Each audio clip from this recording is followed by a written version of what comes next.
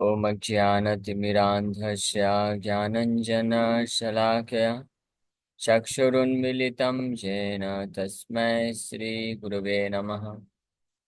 नमो विष्णुपादाय कृष्णप्रेष्ठाय भूतले श्रीमते भक्तिवेदान्तस्वामिन्निति नामिने। नमस्ते सारस्वतदेवे गौरवाणी प्रचारिणे निर्विशेष शून्यवादी पाश्चात्यदेशतारिणे। नमो महावदन्याय कृष्णप्रेमप्रदायते कृष्णाय कृष्णचैतन्यनामने गौरतुसे नमः। जय श्री कृष्ण चैतन्य प्रभु नित्यानंद श्री अद्वैत गदाधर श्रीवासादि गौर भक्त वृंद। हरे कृष्णा कृष्णा कृष्णा हरे हरे, हरे राम राम राम हरे हरे। हरे कृष्णा। आप सभी भक्तों का हार्दिक स्वागत है आज के श्री हरिनाम चिंतामणि के चर्चा में। तो हम लोग चर्चा कर रहे हैं तीसरा अध्याय, नामाभास विचार। नामाभास क्या होता है, नामाभास किस कारण से होता है, और नामाभास की स्थिति से कैसे कोई ऊपर उठ सकता है, इसके बारे में चर्चा चल रही है। नामाभास होता है अज्ञानता और अनर्थों के कारण। अज्ञानता दो प्रकार की होती है, अपने बारे में अज्ञानता और भगवान कृष्ण के बारे में अज्ञानता। और अनर्थ तीन प्रकार के होते हैं, भौतिक भोग करने के प्रति जो तृष्णा है, hankering for material sense enjoyment, वो एक हुआ। दूसरा असत तृष्णा, हृदय दौर्बल्य, वीकनेस ऑफ हार्ट, हृदय की दुर्बलता। और तीसरा अपराध। ये तीन कारण को अनर्थ बोला गया है, जिसके कारण, और दो प्रकार की अज्ञानता, जिसके कारण व्यक्ति भगवान के जो वास्तविक नाम है, शुद्ध नाम है, उसको ग्रहण नहीं कर पाता है और नामाभास की स्थिति में फंस जाता है। लेकिन नामाभास से ऊपर उठने का उपाय बताते हैं कि किसी शुद्ध वैष्णव का, सद्गुरु का आश्रय लेकर के उनके द्वारा जब श्रवण करता है गीता भागवत की शिक्षाओं को, तो ये अज्ञानता रूपी अनर्थ नष्ट हो जाते हैं। अज्ञानता नष्ट होता है। और उसके पश्चात फिर जब उनके द्वारा साधन भक्ति को, जिसको भजन क्रिया बोलते हैं, उसको प्रैक्टिकली एग्जीक्यूट करता है, पालन करता है, तो कुछ समय पश्चात ये अनर्थ भी तीन प्रकार के नष्ट होने लग जाते हैं। लेकिन जब तक व्यक्ति नामाभास में है, तो शुद्ध नाम तक पहुंचने के पहले तक उसको धैर्यपूर्वक भगवान के नाम का जप और साधना भक्ति करते रहना होता है। और नामाभास में समय लग सकता है, डिपेंडिंग अपॉन कितना उसको कितना अनर्थ है हृदय में, उसके अनुसार। लेकिन नामाभास भी जब करते वक्त भी वो जो भक्त होता है, व्यक्ति होता है, उसको फल मिलता है कुछ। उस फल का चर्चा हम लोग कर रहे थे। नामाभासेर फल, द रिजल्ट्स ऑफ नामाभास चैंट। नामाभास दसाते अनेक मंगल, जीवेरा अवश्य है सुकृति प्रबल। नामाभास में के दशा में भी बहुत शुभ होता है और प्रबल प्रकार की ग्रेट पायटी को प्राप्त करता है व्यक्ति। नामाभास से नष्ट है अच्छे पापयत, नामाभास से मुक्ति है कली है हत। नामाभास जप करने से जितने भी पाप होते हैं वो नष्ट हो जाते हैं, और नामाभास से ही व्यक्ति मुक्ति को भी प्राप्त कर लेता है, और कलयुग के जितने भी दुष्प्रभाव हैं, इन्फ्लुएंस, बैड इन्फ्लुएंस ऑफ कलयुग आर ओवरकम, नष्ट हो जाते हैं। ये नामाभास जप करने का रिजल्ट बताया जा रहा है। सारे पाप नष्ट हो जाते हैं। जैसे पाप नष्ट हुए तो व्यक्ति के जीवन से क्लेश नष्ट हो जाता है, मिजरीज आर डिस्ट्रॉयड। क्योंकि जितने भी प्रकार के क्लेश हैं, दुख हैं, वो मिजरीज हैं, वो पाप कर्म के कारण होते हैं। और नामाभास जप करने से व्यक्ति का मन जो है शुद्ध हो जाता है। भौतिकतावाद का जो कीचड़ है, हृदय में जो गंदगी है, वो नष्ट होने लग जाती है, शुद्धता को प्राप्त करता है नामाभास से। उसके डिजीज, व्याधियां भी नष्ट होने लग जाती है। ये नामाभास का रिजल्ट कल हम लोग यहाँ पे चर्चा की। सकल आशंका नामाभासे दूर है, नामाभासी सर्वारिष्टा हइते शांति पाय। All fears flee from Namabhas. A person who chants Namabhas is safe from all calamities. नामाभास जप करने से सारे जो भय हैं वो दूर हो जाते हैं। नामाभास जप करने वाला जो व्यक्ति होता है वो हर प्रकार के सर्वारिष्ट जितने भी कैलामिटीज हैं, उसके जीवन में आपदाएं विपदाएं आती हैं, उससे वो मुक्त हो जाता है, सुरक्षित हो जाता है।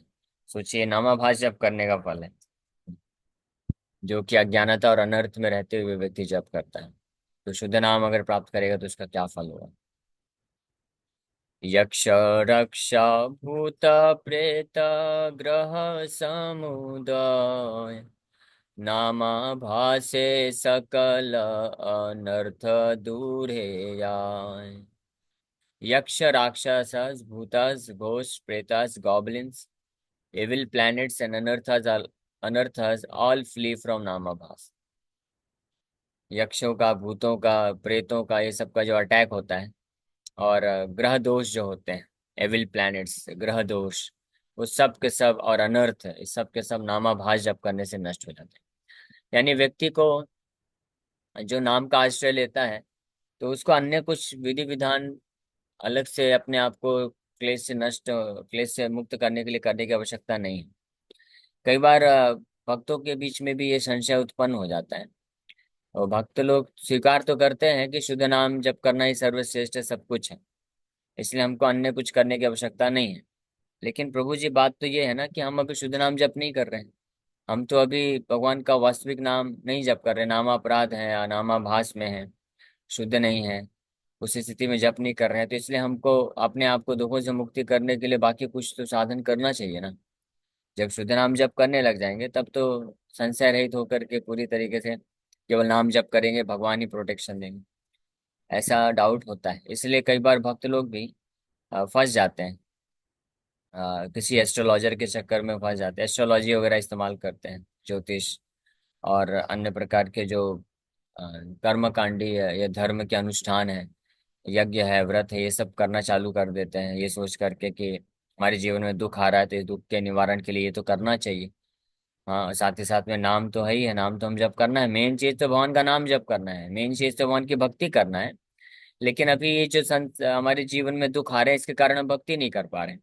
तो इन दुखों से मुक्ति के लिए हमको क्या करना चाहिए कि अन्य अन्य जो साधन है, हाँ, कोई ब्राह्मण या पंडित या ज्योतिष कोई बताते हैं कि आप इतने बार व्रत करिए शिव जी का, दुर्गा का, या इस प्रकार का मोती पहन लीजिए, अंगूठी पहन लीजिए, तो ये सब करने से आपके जो है विघ्न, ग्रह दोष हैं, सब नष्ट हो जाएंगे।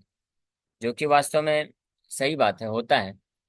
जो ज्योतिष शास्त्र के अनुसार अलग अलग ग्रह दोष होते हैं, जो अलग अलग प्रकार के क्लेश या कष्ट आते हैं, कुछ पूर्व दोष के कारण, पूर्व पाप कर्म के कारण, तो उसके कुछ उपाय, धर्म के जो प्रायश्चित हैं, इनका उपाय करने से वो नष्ट हो जाते हैं। लेकिन जो भक्त हैं, विशेष रूप से भगवान के नाम में, जिनको नाम में रुचि प्राप्त करना है, भगवान कृष्ण की भक्ति में आगे बढ़ना चाहते हैं, तो उनको अन्य किसी प्रकार के साधन को स्वीकार करने की आवश्यकता नहीं है, भले ही वो नामाभास नामापराध में क्यों ना हो। यहाँ पे स्पष्ट हरिदास ठाकुर ये वर्णन कर रहे हैं कि शुद्ध नाम में जब व्यक्ति पहुंचेगा तो वो तो एक अलग ही केस है, उसमें तो दुख और कष्ट और ग्रह दोष ये सब तो दूर की बात है। शुद्ध नाम में तो कृष्ण के प्रति दिव्य प्रेम उत्पन्न हो जाता है। लेकिन जब तक कोई शुद्ध नाम जप नहीं कर रहा है, प्रयास कर रहा है, नामाभास जप कर रहा है, तो अनर्थ है, अज्ञानता है, सब कुछ होते हुए भी, तो केवल नामाभास करने मात्र से उसके सारे जो अ, जो कष्ट हैं, क्लेश हैं और ग्रह दोष हैं, ये सब नष्ट हो जाते हैं। तो अलग से करने की आवश्यकता नहीं है, भगवान ऑलरेडी सब कुछ व्यवस्था करके दिए हैं। हमको कुछ सोचना चाहिए कि अगर भगवान चाहते हैं कि हम भगवान के शुद्ध भक्ति में आगे बढ़ें, तो शुद्ध भक्ति को प्राप्त करने के पहले जो साधन है, जिसमें साधना करते हैं, तो वो जो समय है जिसमें हम शुद्ध अभी पूरी तरह से हुए नहीं है, तो हमारे पूर्व जन्मों के कर्म और ग्रह दोष के कारण कुछ ना कुछ हमको कष्ट भोगना पड़ता है। तो वो अगर ऐसे कष्ट, ऐसे क्लेश, ऐसे दुख जो हमारे भक्ति में विघ्न उत्पन्न करेंगे, तो क्या भगवान नामापराध नामाभास की स्थिति में उसको नष्ट नहीं करेंगे। तो श्रद्धा होना चाहिए ना, भगवान ऑलरेडी ये प्रयोजन कर चुके हैं। तो अलग से किसी को अपने आप को दुखों से, व्याधियों से, ग्रह दोष से मुक्त करने के लिए अन्य कोई साधन नहीं अपनाना चाहिए। ये स्पष्ट हमको पता होना चाहिए, क्योंकि अन्य साधन को अपनाएंगे, अन्य प्रकार के धर्म रीति रिवाज को करेंगे, तो उसमें हमारा चेतना भी जाएगा और समय भी जाएगा, एनर्जी भी जाएगा, और उसके कारण हम वंचित रह जाएंगे भगवान के नाम का आश्रय लेने से। भगवान का नाम का आश्रय लेने का जो प्रयास कर रहा है भक्त नामाभास की स्थिति में, उस ये करने मात्र से बाकी सारे अनर्थ और ये बाकी सारे जो ग्रह दोष हैं, यक्ष राक्षस भूत प्रेत, इन सब का जो अटैक है, इससे व्यक्ति बच सकता है। और इतना ही नहीं, नरके पतित लोक सुखे मुक्ति पाए, समस्त प्रारब्ध कर्म नामाभासे यार। By Namabhas, the souls fallen into hell are delivered. From Namabhas, all past karma flees. नामाभास जप करने मात्र से जो नरक में व्यक्ति हैं, नरक की स्थिति को प्राप्त करने वाले व्यक्ति हैं, उससे मुक्त हो जाते हैं। कई बार कुछ लोग को लगता है कि हमने बहुत पाप किए हैं, बहुत सारे पाप हुए हैं, तो पापों से मुक्ति के लिए क्या करना चाहिए? चलो कुछ यज्ञ करना चाहिए, कुछ धर्म का अनुष्ठान करना चाहिए, कुछ बड़े बड़े जो है व्रत लेना चाहिए। ये सब करने से शायद हम पाप से मुक्त हो पाएंगे, नहीं तो हमको नरक में जाना पड़ेगा। नहीं, लेकिन अगर भगवान के नाम का आश्रय ले लिया है तो नाम जप करने मात्र से ही वो उससे मुक्त हो जाएगा। और पूर्व जो प्रारब्ध कर्म है, प्रारब्ध कर्म समस्त प्रारब्ध कर्म नामाभासे याय। नामाभास जप करने से सारे प्रारब्ध कर्म भी नष्ट हो जाते हैं। सर्व वेदाधिक सर्व तीर्थ हइते बड़, नामाभासा सर्व शुभ कर्म श्रेष्ठ तरा। तो भगवान के नामाभास जप करने का महिमा सुनिए ध्यान से, क्या स्पष्ट बात कह रहे हैं।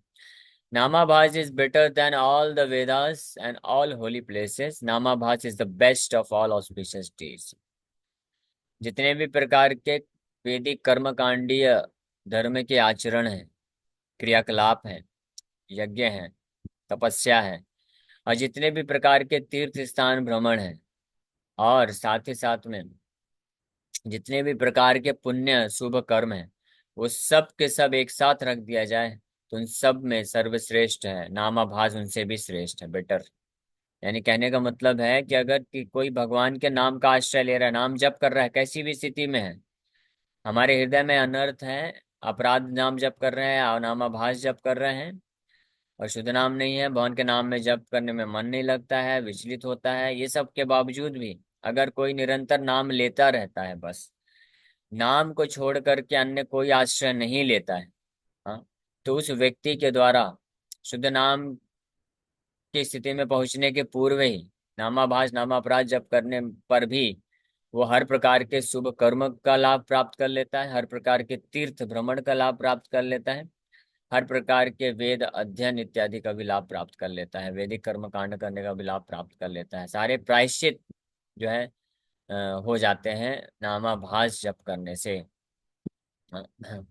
इसी का एक प्रमाण आता है जब एक ब्राह्मण हुए, अ, तपन मिश्रा, और नहीं नहीं, एक बंगाल में एक जमींदार हुए, सुबोधी रॉय। यस, सुबोधी रॉय करके हुए। तो पहले वो बहुत बड़े जमींदार थे, तो उनके अंडर में एक मुस्लिम लड़का सेवा करता था, नौकरी करता था, कुछ काम काज करता था। तो कभी कभी गलती करने के कारण उसको पिटाई कर देते थे, लेकिन पिता के जैसे पालन पोषण भी करते थे। जब वही मुस्लिम लड़का बाद में बड़ा हुआ तो वो बंगाल का राजा बन गया, क्योंकि मुस्लिम शासन था तो बंगाल का राजा बना। तो उसकी पत्नी एक बार देखी कि उसके जो पति है, मुस्लिम राजा जो है, उसके पीठ में कोड़े के निशान पड़े हुए। तो उसने पूछा कि ये क्या है, कोड़े के निशान किसने दिए हैं? तो वो बताया कि बचपन में जब मैं बालक था तो मैं सुबोधी राय जो जमींदार हैं उनके यहाँ मैं नौकरी करता था, तो मैं कुछ गलती किया था, इसलिए उन्होंने मेरा जो है चाबुक से पिटाई कर दिया।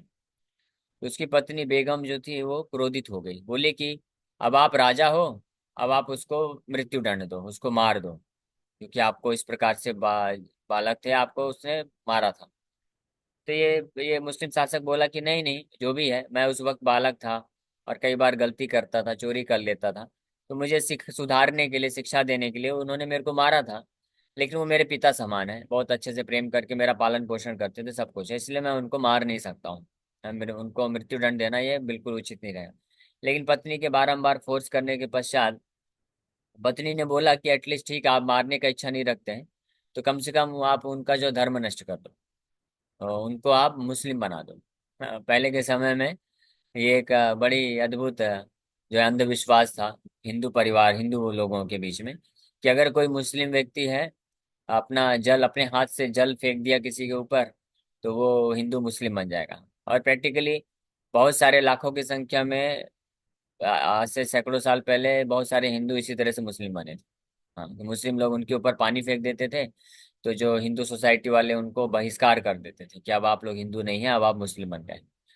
तो सुबेदी राय हालांकि बहुत बड़े जमींदार थे, उनका बहुत बड़ा इन्फ्लुएंस था, बहुत धनी थे, लेकिन इस प्रकार से जब इसने मुस्लिम ने उनके ऊपर पानी फेंक फेंक करके उसको उनको मुस्लिम बना दिया, तो सारे हिंदू समाज से उनको बहिष्कार कर दिया गया। तो वो बेचारे बड़े परेशान हुए और बनारस गए, बंगाल में भी अलग अलग जगह जा करके बहुत कई प्रकार के ब्राह्मणों से पूछे कि अब तरीका बताओ, क्या प्रायश्चित करूं कि मैं वापस हिंदू बन जाऊं। तो कोई ब्राह्मण बोला कि आप जो है खौलता हुआ घी, घी को बिल्कुल उबालिए और खौलता हुआ घी को आप पी लीजिए, और आप इस प्रकार से पी लेंगे तो आप हिंदू बन जाएंगे। तो वो बोले अरे भाई, मैं खौलता हुआ घी पीऊंगा तो मैं तो मर जाऊंगा। बोले हाँ, जब खौलता हुआ शुद्ध घी, गाय का, देसी गाय का शुद्ध घी आप खौलता हुआ पियेंगे और इस प्रकार से आप मृत्यु को प्राप्त करेंगे, तो आप फिर अगले जन्म में फिर से हिंदू परिवार में जन्म लेंगे। तो ऐसे ऐसा उपाय दिए। और कुछ ब्राह्मण अलग अलग प्रकार का ऐसे ही जो है उपाय दिए, प्रायश्चित इतना भयानक तरीके से कि व्यक्ति का मृत्यु हो जाए। तो वो लेकिन डिससेटिस्फाइड थे, उनको संतुष्टि नहीं मिल रही थी। तो कहीं से उनको पता चला कि चैतन्य महाप्रभु आए हैं, वो एक महान, बहुत महान वैष्णव हैं, आचार्य हैं, महान ब्राह्मण भी हैं। तो चैतन्य महाप्रभु के पास गया, उन्होंने अपना पूरा स्टोरी सुनाया। अब बोला कि ऐसा ऐसा ब्राह्मण लोग मेरे को बोल रहे हैं कि आपको इस प्रकार से प्रायश्चित करना पड़ेगा अपने, इस प्रकार से वो करने के लिए। महाप्रभु बोले नहीं, दिस इज ऑल बोगस, ये सब नॉनसेंस है, ये सब आप बिल्कुल नहीं करने का। आप क्या करिए, आप इमीडिएटली वृंदावन जाइए और भगवान के नाम का निरंतर जप करते रहिए। You will become better than a Hindu, you will become a better than a ब्राह्मण।